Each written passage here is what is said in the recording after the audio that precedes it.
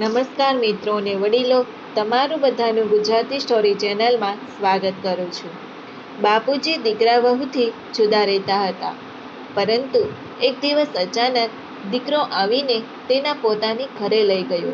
આ વાત જાણીને વહુએ તેના પતિને કહ્યું કે જો આ સ્ટોરી તમને પસંદ પડે તો આ ચેનલને સબસ્ક્રાઈબ, લાઈક, શેર અને કમેન્ટમાં અભિપ્રાય જરૂર આપજો.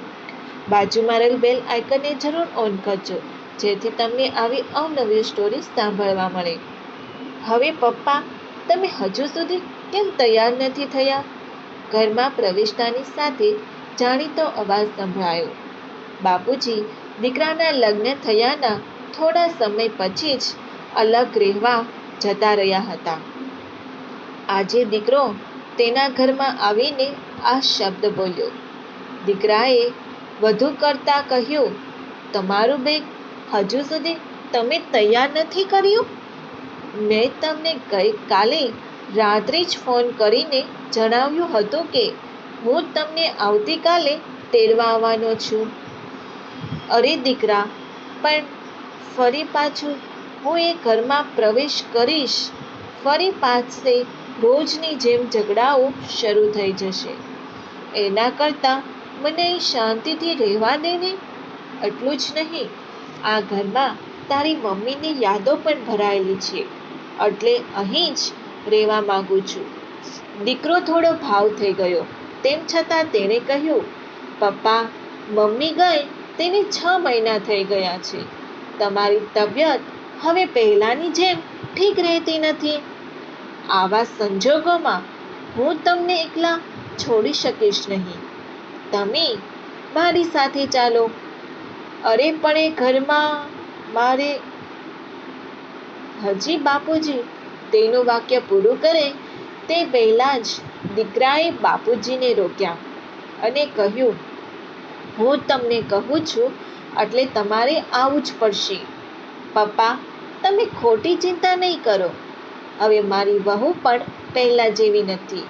એ પણ તમને સ્વીકારવા માટે તૈયાર થઈ જશે. ગઈકાલે જ ડૉક્ટરનો મને ફોન આવ્યો હતો. તેઓએ જણાવ્યું હતું કે તમારું ડાયાબિટીસનું લેવલ વધારે પડતું છે, એટલે વધારે સાવચેતી રાખવાની છે. કહેતા દીકરાએ પણ બેગ પેક કરવા લાગ્યો. બાપુજીએ પૂછ્યું, હું તારા સંસારમાં દખલગીરી કરવા નથી માંગતો. તે તારી વહુને વાત કરી હતી? પપ્પા, મારે એમાં એની શું વાત કરવાની હોય? મારી અને તેની વિચારસરણી થોડી અલગ છે. અંતે પિતાજીને લઈને દીકરો ઘરે આવે છે. વહુએ તેના સસરાને જોઈને કહ્યું, સારું થયું પપ્પા, તમે થોડા દિવસો માટે અહીં રોકાવા આવી ગયા. પરંતુ શબ્દ કંઈક બીજું કહી રહ્યા હતા અને તેના ચહેરા પરના હાવભાવ પણ કંઈક બીજું કહી રહ્યા હતા હોય તેવું બાપુજીને લાગ્યું.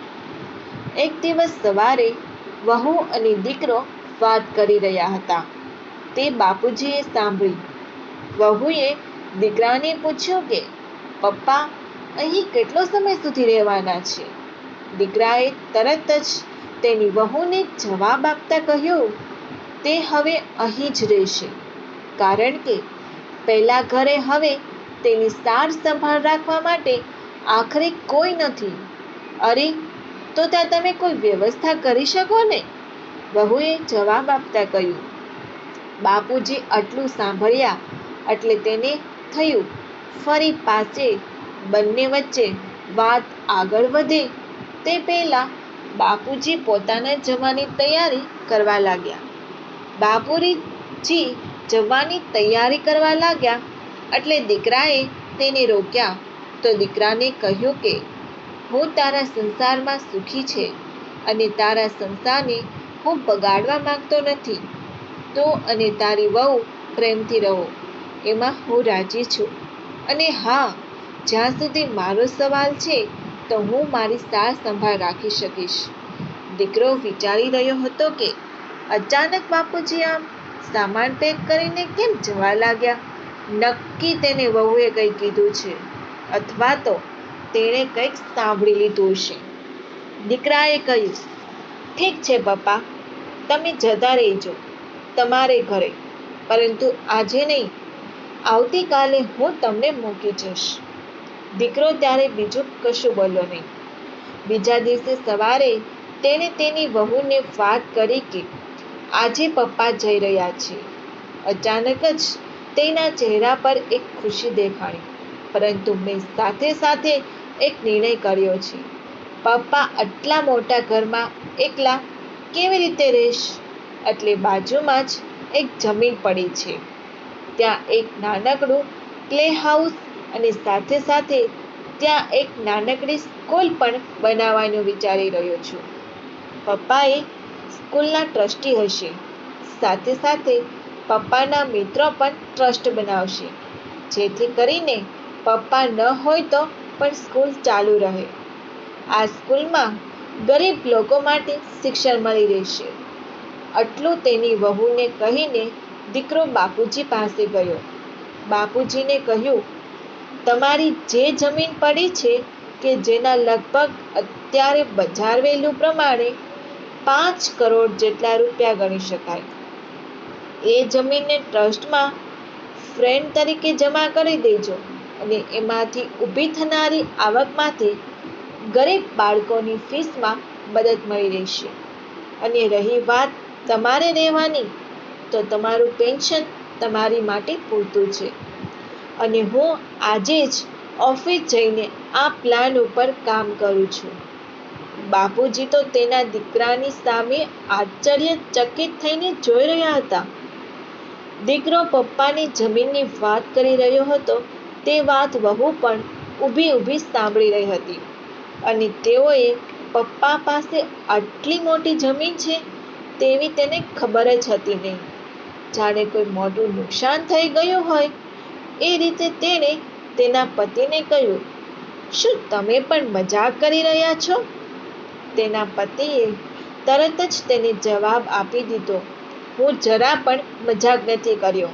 હું તો માત્ર મારા બાપુજીની જિંદગી વ્યવસ્થિત કરી રહ્યો છું, જેથી કરીને કોઈ મારા બાપુજીના જવાની રાહ ન જુએ. મારો ધંધો આજે જે પણ કંઈ છે તે માત્ર મારા પપ્પાના કારણે જ છે, કારણ કે પપ્પાએ જો મને પૈસા ન આપ્યા હોત તો હું આ ધંધો શરૂ જ ન કરી શક્યો હોત. આ સાંભળીને તેની વહુએ મોઢું બગાડીને કહ્યું, એમાં શું નવી વાત છે? એ તો એની ફરજ હતી. દીકરાએ પણ સામે જવાબ આપતા કહ્યું કે ફરજની વાત તું તો ન જ કર ને તો સારી વાત છે. બાપુજીની તબિયત સારી ન હોય ત્યારે તેની સેવા કરવાની ફરજ તારી જ આવે છે. અને જ્યાં સુધી તારા મમ્મી પપ્પાનો સવાલ છે તો મેં કોઈ દિવસ તને ત્યાં તારી ફરજ પૂરી કરતા રોકી નથી. તને બાપુજી અને મમ્મી ભેગું રહેવું નહોતું, એટલે આપણે અલગ રહેવા માટે આવ્યા હતા. પરંતુ આજે જ્યારે હું મારા પિતાનું ઋણ ચૂકવવામાં થોડો ઉમેરી રહ્યો છું, તો મને નિભાવવાથી તો કોઈ રોકી નહીં શકે. આજે તેના દીકરાના અવાજમાં આટલી બધી દૃઢતા જોઈને બાપુજી અવાચક થઈ ગયા. વહુ પણ ત્યાં જ ઊભી હતી, પરંતુ તેના મોઢામાં બોલવા માટે શબ્દ જ બાકી ન હતા. જો આ સ્ટોરી તમને પસંદ પડી હોય તો દરેક લોકો જોડે શેર કરજો. આવી સ્ટોરી સાંભળવા માટે આ ચેનલને સબસ્ક્રાઇબ, લાઈક, શેર અને કમેન્ટમાં અભિપ્રાય જરૂર આપજો. સાંભળવા માટે તમારા બધાનો ખૂબ ખૂબ આભાર વ્યક્ત કરું છું.